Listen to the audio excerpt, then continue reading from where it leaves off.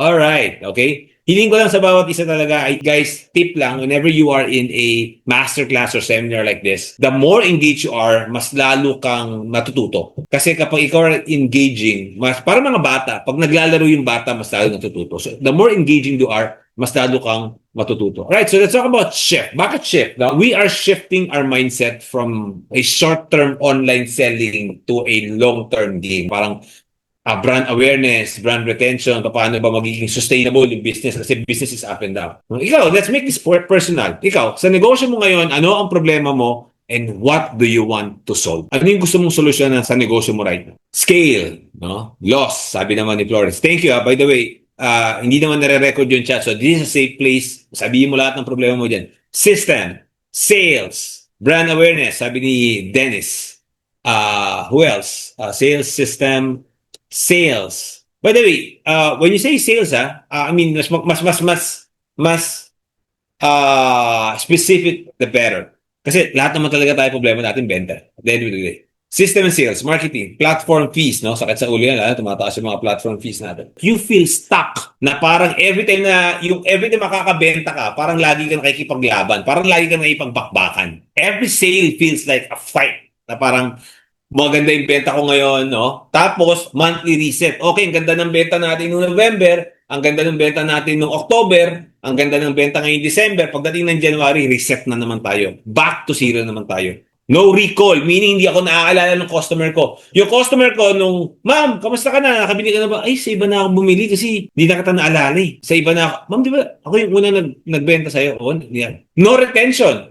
Yung customers mo, dati bumibili sa'yo, ngayon sa iba na bumibili. Ano pa? You are always dependent on ads. The moment na mag-shut down yung platform, shut down din yung negosyo mo. That's what happened this year to a lot of businesses in the US. When Donald Trump said, hindi na kayo pwede maka-access sa TikTok, a lot of businesses shut down because they're very dependent on the platform. If you feel this, I feel you. If you cannot retain, sa Tagalog ng retain, kung hindi mapanatili ang mga customers mo, your business would not be sustainable. Huwag muna natin pag-usapan yung scalable. Sustainable muna. Masusustain. Maganda benta mo, nasusustain mo ba? O maganda benta, bukas, next month, pangit benta. Next month, maganda benta. Next month, pangit ang benta. Tawag doon, hindi sustainable yung business. Sustainable business, meron kang baseline na kumikita, profitable, kaya mo lang ini-scale. Yung iba kasi, bumenta lang ng konti. Scale to the moon. Hindi, sustainable muna. If you cannot retain your customers, your business would not be sustainable. Kasi lagi kang naghahanap sino yung mga bebentahan mo ulit. Kasi you cannot retain your customers. Usapang ano na lang, usapang barangay. Sa street nyo, ang daming tindahan. Bakit hanggang ngayon buhay sila? One word, suki. Yung tindahan na pinakamatagal doon, siya yung pinakamaraming suki. Kung gusto mo maging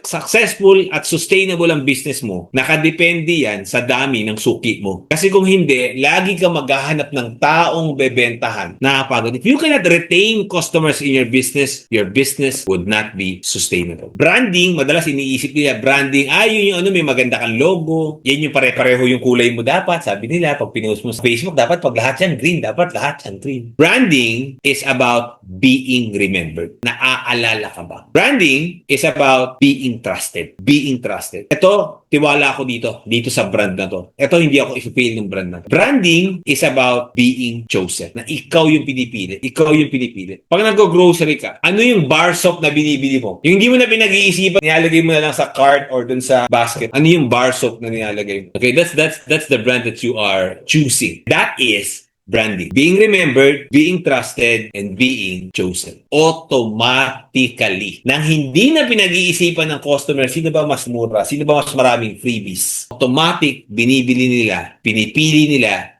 ikaw. Tandaan mo to. Lahat kayo gusto nyo kumita ng malaki. Dati, masaya ka na sa 10,000.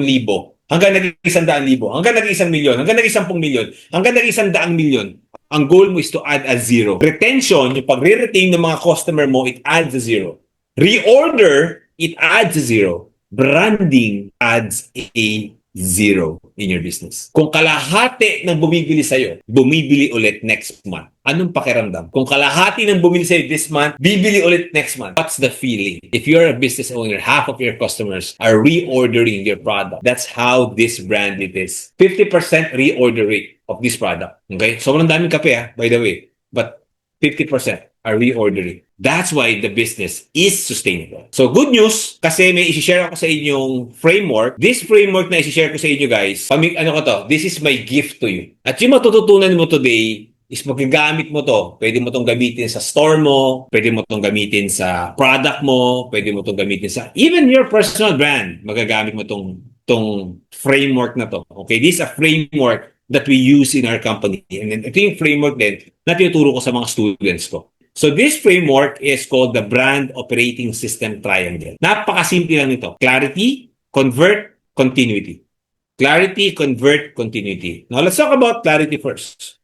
Clarity, the first part of the triangle. Tandaan mo to, people would not buy from you if they don't know you. Kung hindi kanila kilala, hindi sila bibili sa'yo. Kung hindi kanila naaalala, hindi sila bibili sa'yo. People will not buy from you if they do not know you. Kung hindi kanila kilala, hindi sila bibili sa'yo. Tandaan mo yan. So ang tanong, sino ka ba? Sino ka ba? And let it sit in. Ask yourself, you want sales? You want millions? You want sustainable business? Have you even asked yourself, malinaw ba sa mga customer ko kung sino ako? If I'm your customer right now and I'm asking you, sino ka ba? Can you answer me right now fast kung sino ka? Because customer would not buy from you if they do not know you.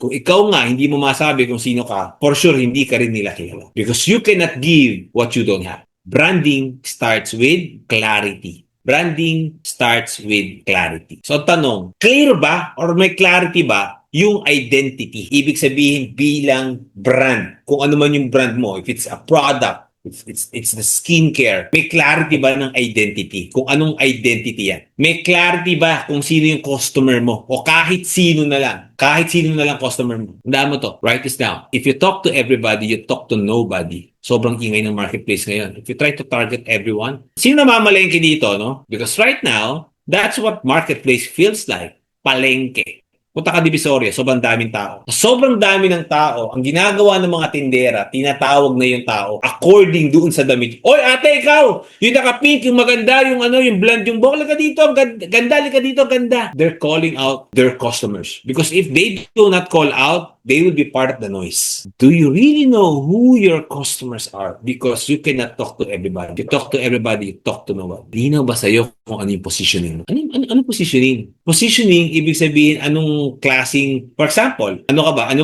ba positioning mo? Ang positioning mo ba mura? Ang positioning mo ba premium? Ang positioning mo ba convenience? What's your positioning? Ano yung promise mo? Ano yung pinapromise mo sa kanila? What's your brand promise? What's your brand direction? Saan mo sila dadali? Yung mga sinabi niyong brands kanina, kaya sila tumatak? Not because they have ads. Malinaw ang identity. Malinaw ang customer. Malinaw ang positioning. Malinaw ang brand promise. At higit sa lahat, malinaw ang direction. Maaaring hindi mo nalaman kung ano yon, pero naparamdam nila sa iyon. That's why tumatak sila sa utak. Malabo ang resulta kasi walang clarity. Kaya walang clarity if you are doing branding or soon you'll be doing branding or binabrand mo yung shop mo, yung store mo. Mercury Drug, wala naman siya sariling product kung hindi yung ballpen, payong at saka yung mga wallet na maliliit. Mercury Drug don't have a product na produkto talaga. But they're a shop. They're a store. Like you. Like most of you. Most of you years, you have a shop. So don't tell me na hindi kasi wala pa akong brand na product. You know? Mercury Drug. Pero pag may Biogesic, kailangan mo ng gamot, saan pupunta? Mercury Drug. So it's not an excuse na wala kang product. Because you can brand even a shop. Even a store. Number 2, convert. So nagkaroon ka ng clarity. That's what I teach, no? It's a full day, by the way. It's a half day that I teach about clarity. Yung mga questions ko sa'yo, yung mga pinakita ko sa'yo, kung meron ka nun, then you'll have the clarity. Once you have the clarity, para sa mga clarity niya, ano ngayon kung alam ko yung identity ko, positioning ko, customer ko? Because now, let's talk about convert or conversion. Sabi mo, problema mo sales? Conversion yun. In conversion, kasi kaya malabo ang resulta kasi walang clarity, kasi malabo ang messaging. Malabo messaging. Iniisip mo lang, ano lang, bagsak presyo lang, dagdag freebies, discount. No? This product is one of the most expensive herbal coffees in the market. Check ka ngayon, herbal coffee, normally 100 plus. Yung iba less than 100 plus. This product is 400 pesos or 399. Isa to sa mga pinakamahal na herbal coffee. Pero it's selling like crazy. Bakit? Malinaw yung messaging namin. Ano ba yung messaging? Yung clarity na nakita mo, gagamitin natin yan para maging benta. Yung clarity, gagamitin natin yan para magkaroon tayo ng conversion. Madalas, hindi conversion ng problema. Walang clarity, kaya hindi magawa yung conversion. May clarity, then we go with the conversion. Low conversion, weak yung messaging mo kasi weak yung offer mo. Ano ba yung offer? Offer, your product is your product. Offer is the reason people buy your product. Bakit ba binibili ng tao yung product? Tandaan mo to. It's not the thing. It's the thing that sells the thing. Bakit ang tao bumibili ng Rolex? Pareho naman relo sa Timex. Ba't ako bibili ng Rolex? Ang offer ni Rolex, status. Ba't kailangan ko magbayad sa Grab? Pwede mapunta sa McDonald's. Ano binibili mo? Convenience. Time. Saving. That's your offer. Again, it's not the thing. It's the thing that sells the thing. Offer is the reason people choose you. For example, may bagong lumabas ngayon na app, InDrive. If you're familiar with InDrive, yan yung kumalaban kay, kay Grab ngayon. Ano ang kaibahan ni InDrive? Bakit yung tao mag-i-InDrive? Kasi Grab na naman. Tagal-tagal na ni Grab Tiwala na yan Bakit yung tao gumagamit ng InDrive? Based on my limited research and knowledge, si InDrive, mas mura. Number two, pwede kang makapamili kung sino yung driver. And there's a lot of perks na hindi mabigay ni Grab, binibigay ni InDrive. Yun ang offer ni InDrive. Kaya siya yung pinipili, again, chosen, trusted, remembered, kumpara kay Grab. May mga customer, I prefer InDrive. May mga customer, I prefer Grab. Same sa pagpili mo ng damit. Kanya-kanya tayong dahilan. Because yung bawat brand, may kanya-kanyang offer. Offer is the complete package of value. Anong value ba yung ino-offer nyo? Anong value ang ino-offer nyo? Offer is not discount. It's not freebies. Because if the reason that your customers is buying from you because of discount and freebies, you will go out of business. You will go out of business. Write this down. Business is not a game of volume. Hindi na paramihan ng parcel, palakihan ng office, paramihan ng empleyado. Business is a game of profit. Pag hindi ka kumikita, eventually, hindi na kayo magkikita-kita ng mga empleyado mo kasi magsasara na yung business mo. Offer is not about discount. Ito yung offer ko. It's not about that. Mas mura si InDrive, that's just one. That's just part of the offer. The discount and previous is just part of the offer, but that's not the offer. The offer is the complete package, the value na nakukuha mo dun sa business na yan. Why are you choosing Jollibee compared to McDo? What's the offer, Jollibee? Strong offer and strong messaging leads to high conversion. Tama na yung paninisi mo sa kung ano-ano, gobyerno, korap. Tataas ang platform fees, guys. Ang dami. Parang pagtaas yan ng gasolina at pagtaas ng bilihin. Wala tayong magagawa dyan. The only way that we could do is what can we do in our business? E-commerce right now, totoo lang, it's harder than before. Naabutan ko pa, nag-Facebook ads ako, wala pa yatang piso yung halaga ng bawat message. Woo! Grabe. If I could turn back time, bumuhos pa ako. Kaso wala na, ganun talaga. Business will just go harder. Harder for those people na hindi nag-grow. For those people na nasanay na sa lumang paraan. So right now, napakaganda nito because now you're learning about branding, not just online selling. Yeah, totoo yan. Dati wala pang fees. May free ads, may credit pa. That's right. It's gonna be harder. And kung ayaw mo ng ganito, get out of business. Any business na puntahan mo, it's always gonna be harder. Nahihirapan ka lang kasi hindi ka nag-upgrade. Kasi hindi lang, may mga kumikita pa rin naman na restaurant. May kumikita pa rin ng iba't ibang mga businesses. May mga yumayaman pa rin until now sa mga negosyong inaayawan mo. Lalo na e-commerce. So dito, kaya natin pataasin yung conversion mo. Pero ang tanong, ano yung offer mo? Ano rin yung messaging mo? So that's the second part of the triangle. Again, that's a half day. I'm teaching that for a half day. I cannot concise everything in this short talk. But I'm just giving you that realization right now. Ano yung meron sa business ko? Ikaw mismo makakapagsabi, iba't iba kayo ng level ng business. But those things that I'm giving you, that would give you things that, okay, now I know what I'm doing. If you feel na right now, nandito pa lang tayo sa second part ng triangle, somehow nabigyan ka niya ng aha, na somehow may gagawin na ako sa business. If you feel right now na may naparealize ako sa'yo that will make you move after this talk, can you type aha? So now let's talk about continuity. Ibig sabihin yung pagpapatuloy. How to grow your brand that is not dependent on you, on your mood.